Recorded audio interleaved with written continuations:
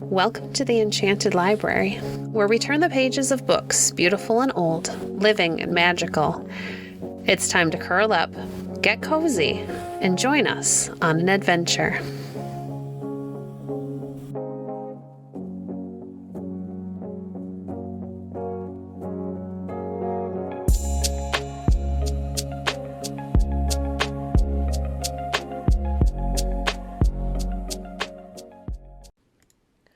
Today we're reading from The Wonder Book by Nathaniel Hawthorne, The Paradise of Children.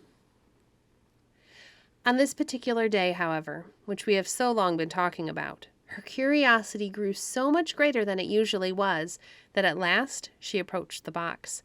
She was more than half determined to open it if she could. Oh, naughty Pandora. First, however, she tried to lift it.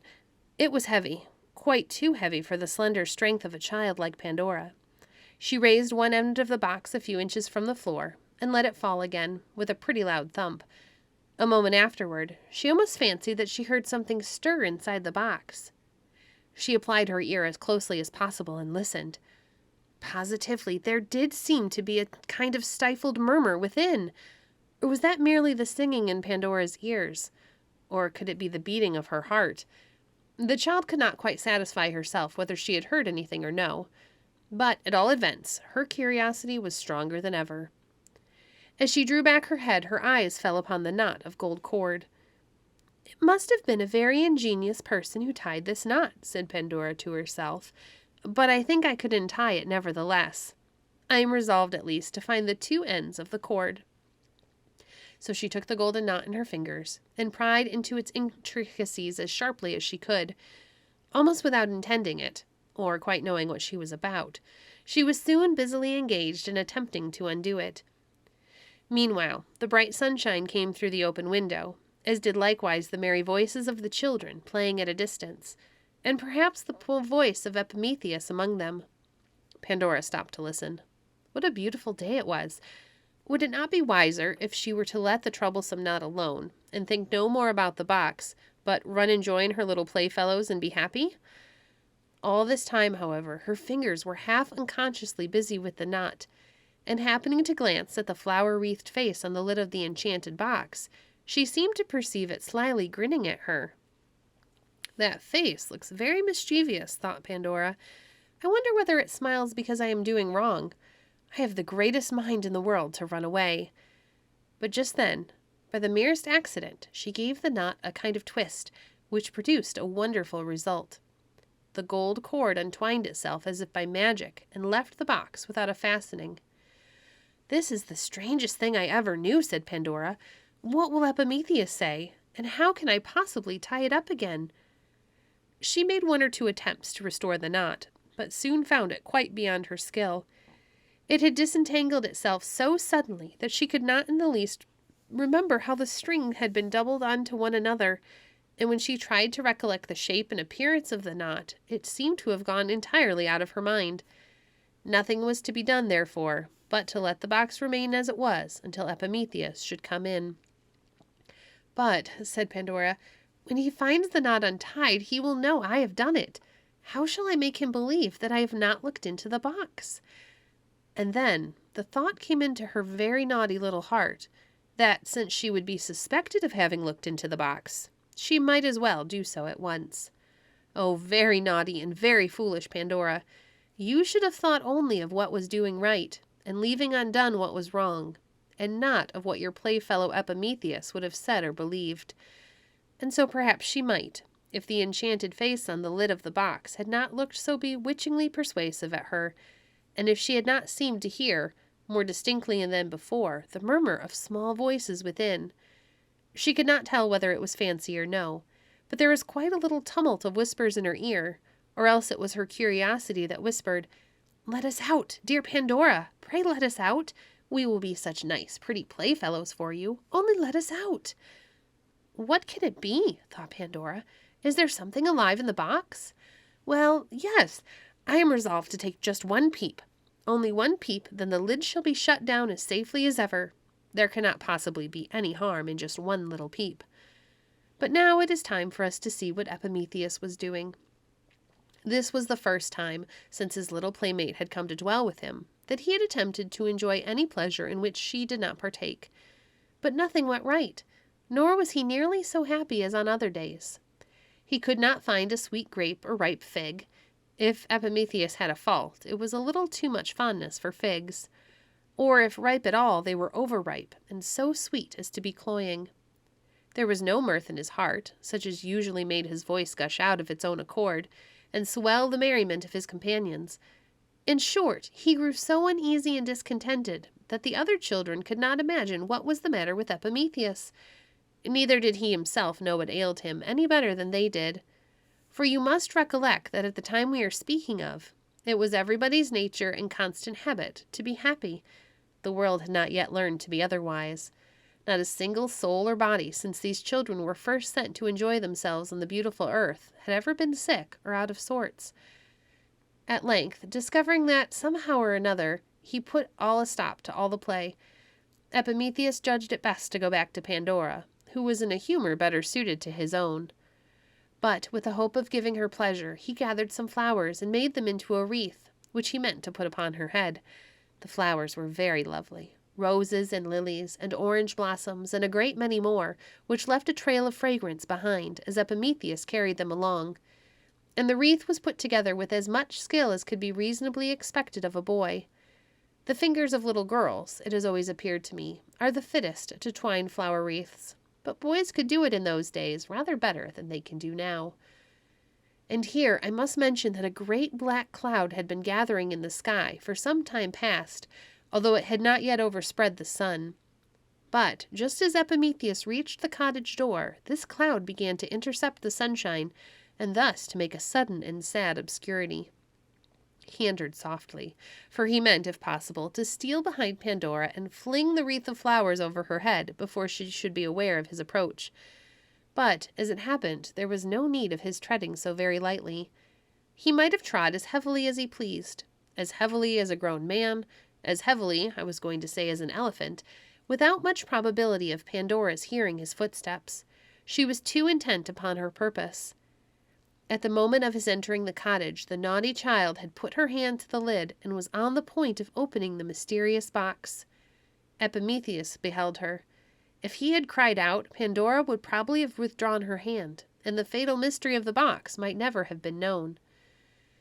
But Epimetheus himself, although he said very little about it, has his own share of curiosity to know what was inside. Perceiving that Pandora was resolved to find out the secret, he determined that his playfellow should not be the only wise person in the cottage, and if there was anything pretty or valuable in the box, he meant to take half of it to himself. Thus, after all his sage speeches to Pandora about restraining her curiosity, Epimetheus turned out to be quite as foolish and nearly as much in fault as she. So whenever we blame Pandora for what happened, we must not forget to shake our heads at Epimetheus likewise. As Pandora raised the lid, the cottage grew very dark and dismal, for the black cloud had now swept quite over the sun and seemed to have buried it alive. There had, for a little while past, been a low growling and muttering, which all at once broke into a heavy peal of thunder. But Pandora, heeding nothing of all this, lifted the lid nearly upright and looked inside. It seemed as if a sudden swarm of winged creatures brushed past her, taking flight out of the box, while at the same instant she heard the voice of Epimetheus, with a lamentable tone, as if he were in pain. "Oh, I am stung," he cried. "I am stung! Naughty Pandora, why have you opened this wicked box?" Pandora let the lid fall, and starting up looked about her to see what had befallen Epimetheus. The thundercloud had so darkened the room that she could not very clearly discern what was in it, but she heard a disagreeable buzzing, as if a great many huge flies or gigantic mosquitoes, or those insects we call door-bugs, and pinching dogs, were darting about. And as her eyes grew more accustomed to the imperfect light, she saw a crowd of ugly little shapes with bats' wings, looking abominably spiteful, and armed with terrible long stings in their tails. It was one of these that had stung Epimetheus. Nor was it a great while before Pandora herself began to scream, in no less pain and affright than her playfellow, and making a vast deal more hubbub about it. An odious little monster had settled on her forehead, and would have stung her I know not how deeply, if Epimetheus had not run and brushed it away.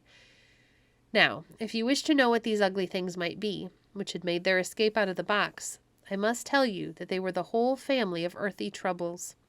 There were evil passions. There were a great many species of cares. There were more than 150 sorrows. There were diseases and vast numbers of miserable and painful shapes. There were more kinds of naughtiness than it would be of any use to talk about. In short, everything that has since afflicted the souls and bodies of mankind had been shut up in the mysterious box, and given to Epimetheus and Pandora to be kept safely, in order that the happy children of the world might never be molested by them.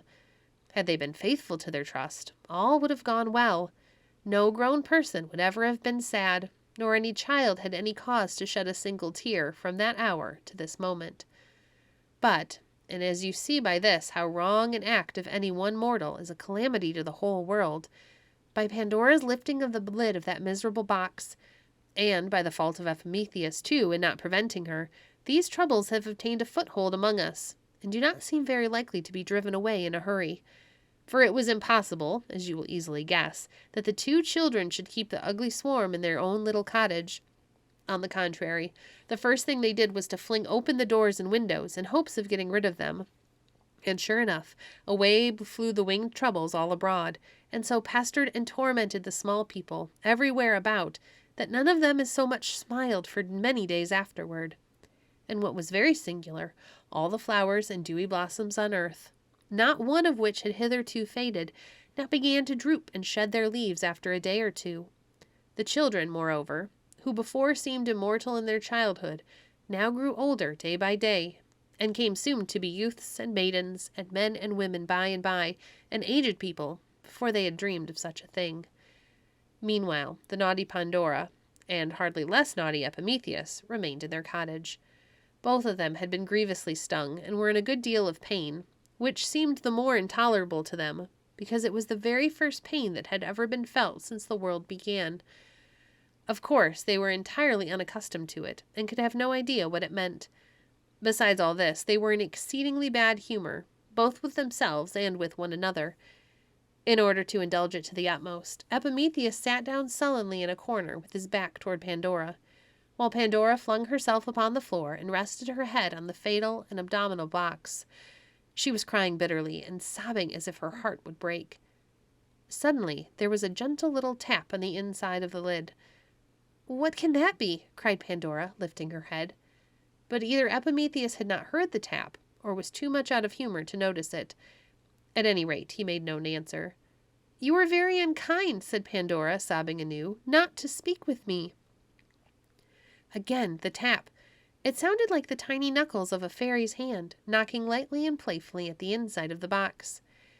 "Who are you?" asked Pandora, with a little of her former curiosity. "Who are you inside of this naughty box?" A sweet little voice spoke from within. "Only lift the lid, and you shall see."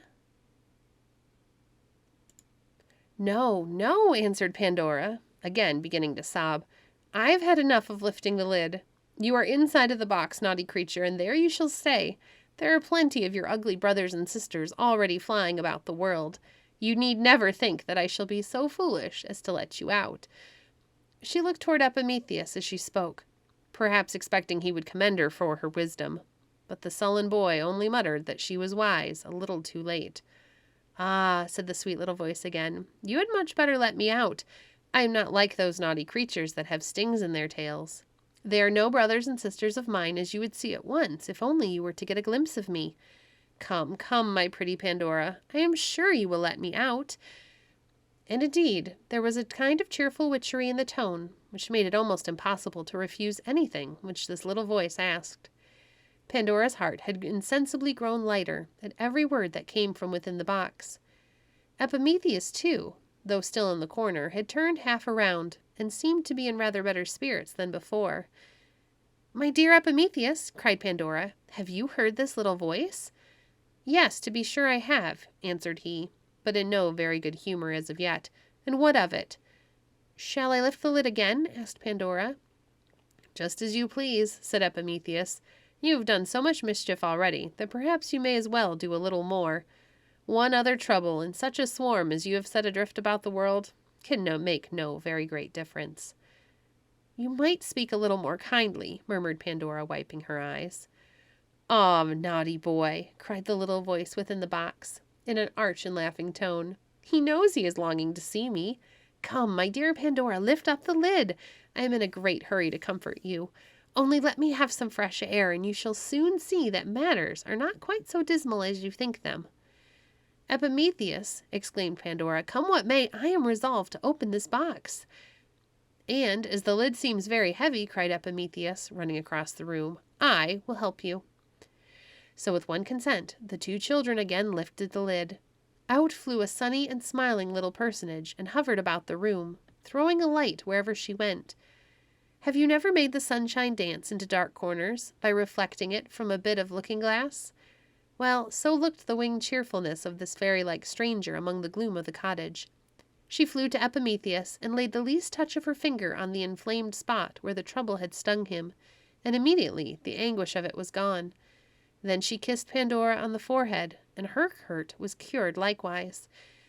After performing these good offices, the bright stranger fluttered sportively over the children's heads, and looked so sweetly at them that they both began to think it not very much amiss to have opened the box, since otherwise their cheerful guest must have been kept a prisoner among those naughty imps with stings in their tails. "Pray, who are you, beautiful creature?" exclaimed Pandora. "I am to be called Hope," answered the sunshiny figure, "and because I am such a cheery little body, I was packed into the box to make amends to the human race for that swarm of ugly troubles which was destined to be let loose among them. Never fear, we shall do pretty well in spite of them all." "Your wings are colored like the rainbow," exclaimed Pandora. "How very beautiful." "Well, yes, they are like the rainbow," said Hope, "because, as glad as my nature is, I am partly made of tears as well as smiles." "And will you stay with us?" asked Epimetheus, "forever and ever?" "As long as you need me," said Hope, with her pleasant smile, "and that will be as long as you live in the world. I promise never to desert you. There may come times and seasons now and then when you will think I have utterly vanished, but again and again and again, when perhaps you least dream of it, you shall see the glimmer of my wings on the ceiling of your cottage. Yes, my dear children, and I know something very good and beautiful that is to be given to you hereafter." "Oh, tell us," they exclaimed. "Tell us what it is." "Do not ask me," replied Hope, putting her finger on her rosy mouth, "but do not despair, even if it should never happen while you live on this earth. Trust in my promise, for it is true." "We do trust you," cried Epimetheus and Pandora, both in one breath. And so they did. And not only they, but so has everybody who trusted Hope that has ever since been alive. And to tell you the truth, I cannot help being glad, though, to be sure, it was an uncommonly naughty thing for her to do. But I cannot help being glad that our foolish Pandora peeped into the box. No doubt, the troubles are still flying about the world, and have increased in multitude rather than lessened, and are a very ugly set of imps, and carry the most venomous stings in their tails. I have felt them already, and expect to feel them more as I grow older. But then that lovely and lightsome little figure of Hope. What in the world could we do without her? Hope spiritualizes the earth. Hope makes it always new. And even in the earth's best and brightest aspect, Hope shows it to be only the shadow of an infinite bliss hereafter. "Primrose," asked Eustace, pinching her ear, "how do you like my little Pandora? Don't you think her the exact picture of yourself? But you would not have hesitated half so long about opening the box." "Then I should have been well punished for my naughtiness," retorted Primrose smartly, "for the first thing to pop out after the lid was lifted would have been Mr. Eustace Bright in shape of a trouble." "Cousin Eustace," said Sweet Fern, "did the box hold all the trouble that has ever come into the world?"